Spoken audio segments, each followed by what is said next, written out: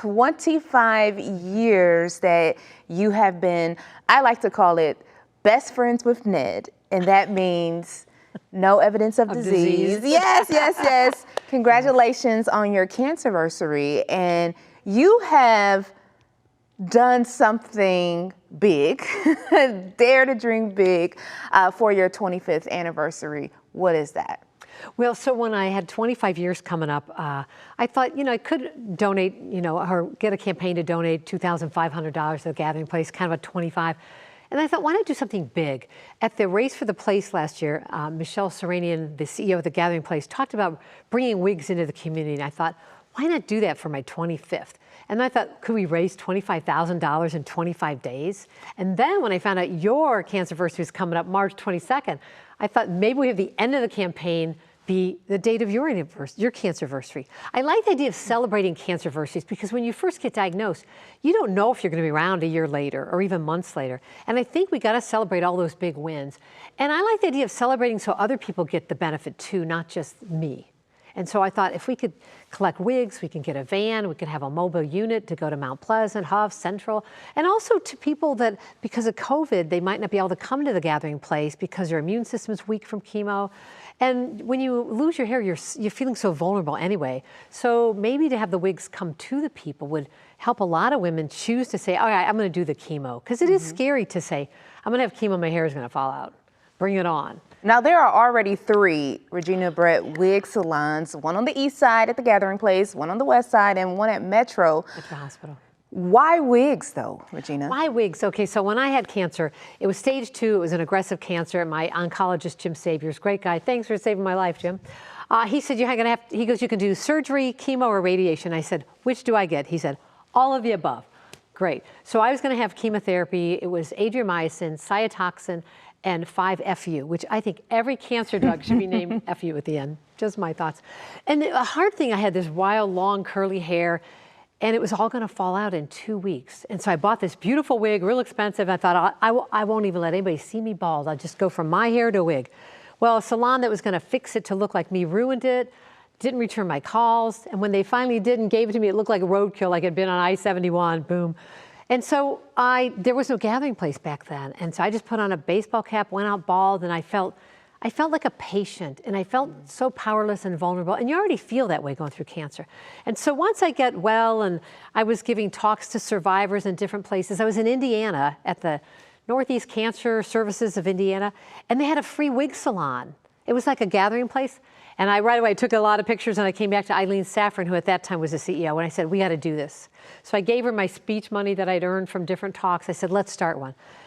And she looked at me and said, all right. And now they have one east side, west side, and Metro Health Hospital. So now the next plan is to get it to women in the inner city and to people who can't get to the Gathering Place. So how does a wig make someone feel like a person rather than a patient?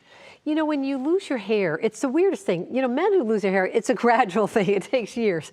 When you have adriamycin or another drug like that, all of a sudden you go like that and your hair is coming out in chunks. I remember eating breakfast and all of a sudden my Cheerios had bangs. I'm like, okay, this is not a good feeling. My husband had to shave my head because it was just falling out everywhere. And you just feel you feel weak. You feel like a patient now. Like everywhere you go, people stare at you. I never had anybody stare at me, but when you're bald, you feel the eyes on you, But sometimes people give you a thumbs up. The bald men love it, I gotta tell you. But I thought wigs would be something, I can't cure cancer, but I can do something to make somebody going through it feel stronger, more powerful, and a little bit like themselves again. And sometimes for kids, it's hard to see their grandma or their mom or their aunt bald. It makes them feel vulnerable too. And that doesn't mean you always have to have a wig. I know women that as soon as they walked in the door, took it off, but it gives you choices. And when you have cancer, you feel like all your choices have been taken. And this gives you some power back. So one of your lessons is if you don't ask, you don't get. And so you're making a big ask. I am. I'm asking people to donate. The website is touchedbycancer.org/Traveling Wig Salon. We're calling it the Sisterhood of the Traveling Wigs, which I like because it is a sisterhood. It's a sorority you didn't want to join, but we're in it together. And I feel like women need to know they're not alone going through it, because when your hair falls out, you are alone. You're in the bathroom alone, and you're in your bedroom alone. I'm in the shower alone crying. But I want people to know you're not alone going through this. When you see that van pull up, you know other women are going through this or have been. And women redonate the wigs. We clean them, we style them. If you want to keep it, that's fine. But I love that it's free. You know, I pay like hundreds of dollars for a wig that got ruined. Nobody going through cancer should have to worry about coming up with money for a wig. And we take care of that. We can't take care of everything, but we can take care of that. Very nice. So that's why you came up with the name? The Sisterhood of the Traveling Wigs. Because people are in a sorority. Because you're in the sisterhood. We are sisters in this together. And I do like the idea of bringing it to people, because again, some people are feeling so vulnerable medically or just emotionally, that the idea of walking from their house bald to get in the car or on the bus. Think about it. If you're in the industry and you don't have a car and you got to wait in the bus, wait for a bus and you're bald, when you're cold, you can't believe how cold you are with no hair. You know, right. And the gathering place also has scarves. They can help you get hats, whatever you need to feel good. The Cancer Society, American Cancer Society, also has a Look Good, Feel Good program. And it's not always about just looking beautiful for the world, it's for yourself. So when you look in the mirror, you don't feel like I'm a cancer patient. You feel like I'm still Danielle Wiggins. I'm still Regina Brett. Right, and you also wanted to focus as well on women of color. Oh, of course. You know, the biggest thing when I found out that women of color die at a mortality rate 41% higher, that's appalling. 41? I thought maybe 14. No, 41% higher. We've got to make it easier for them to choose to do chemo or to get information about cancer, even to get diagnosed. One thing that helped me, I had in my shower a little card about doing breast self-exams I had got at a health fair. And so I would do it, and that's how I found the lump in my breast, was somebody had educational information. If I hadn't had that early diagnosis, I would not be here, because it killed my 3 aunts.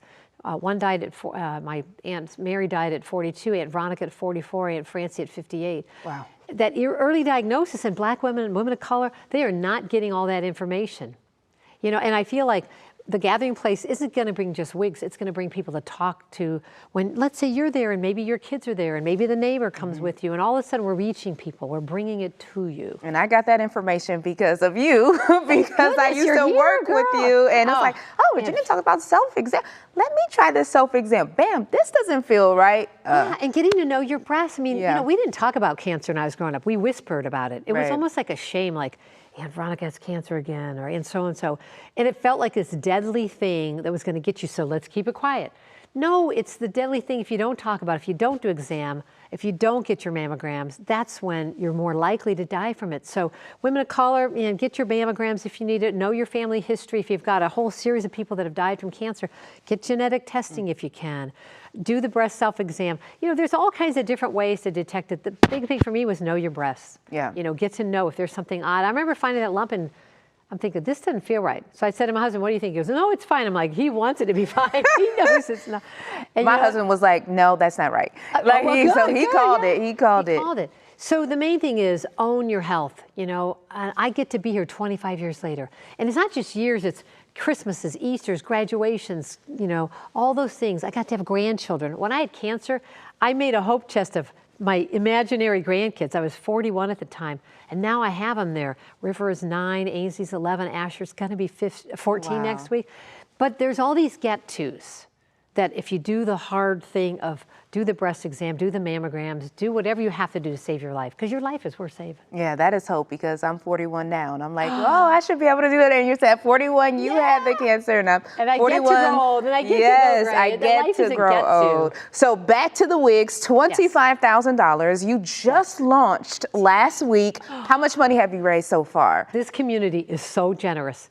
We launched it on Friday. We are up to over 12,000. We're almost halfway there, and bringing you in, man, we're like gonna go over. Now, here's the thing. If we get more money than we need, then we're gonna fill the van. We're gonna fill it with wigs and wig stands and scarves and things people need going through cancer. So we're hoping to get the van. I don't know how fast we can get it, but we're hoping at the Race for the Place, which is June 4th. We hope we can have a van there, or at least a model of the kind we're going to get, and have people fill it with things, gas cards to help it run. So June 4th is Race for the Place. Our deadline will be your Cancerversary, March 22nd. 1 year. Ooh, Yay, that first 1 year's year. hard. It is. It's the scariest part, that first year. This is about the whole Traveling Wigs, Sisterhood of the Traveling Wigs, so we're not going to talk about my sob story. Well, you're my sister, girl. No, Right. it's not a sob story. It's a victory story because you're sharing it. Remember we talked about lottery tickets. You're only a winner if you scratch that ticket off and play it and say, I got cancer. I'm going to talk about it so that somebody else will get a breast exam, will get a wig, will show up and be there for the next woman. So thank you for being here for women. All right, so let's get to that $25,000, Regina. Thanks, Danielle.